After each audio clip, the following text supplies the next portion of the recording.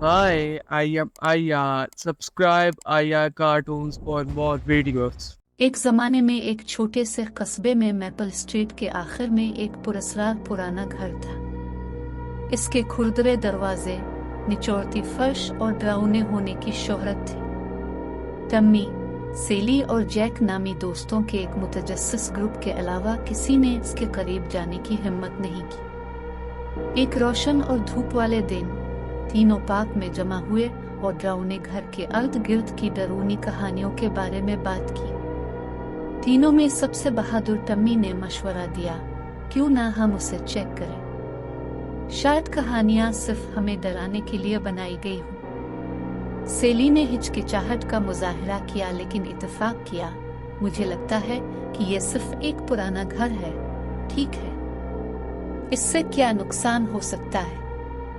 लिहाजा खौफ और जोश की आमेजिश के साथ दोस्त डरावने घर की तरफ चल पड़े। जैसे ही वो करीब पहुंचे, जंग आलूद गेट खुद ही खुल गया, जिससे उनकी रीढ़ की हड्डी में कपकपी तारी हो गई। अंदर हुआ ठंडी महसूस हो रही थी और हर कदम के साथ फर्श कुतरने लगता था।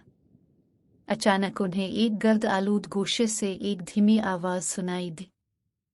हेलो जवानों, कासपर नामी दोस्ताना भूत ने बड़ी मुस्कुराहट के साथ तैरते हुए कहा। दोस्तों को हैरत हुई लेकिन जल्द ही एहसास हुआ कि यह घर डरावना नहीं था, ये सिर्फ दोस्ताना रूहों का घर था। कैस्पर ने वजाहत की, लोगों को लगता था कि हम खौफजदा हैं, लेकिन हम सिर्फ ये चाहते थे कि दोस्तों के साथ कहानियां शेयर करें। हम बरसों से तन्हा हैं। तीनों अब देर नहीं दोस्ताना भूतों के साथ बातचीत करते, उनकी जिंदगियों और घर की तारीख के बारे में सीखते रहे। उन्होंने दरियाफ्त किया कि रूहें मेहरबान हैं और किसी की गलत फहमी को तोड़ने का इंतजार कर रही है। एक खुशगवार दोपहर एक साथ गुजारने के बाद टम्मी, सेली और जैक नए दोस्तों के साथ डरावने वाले घर से निकल गए। इस दिन के बाद से वो अक्सर तशरीफ लाते थे, जो एक बार तन्हा रूहों को खुशी देते थे। कहानी का अखलाक यह है कि बाज़ औक़ात चीज़ें इतनी खौफनाक नहीं होती जितनी कि वो लगती हैं।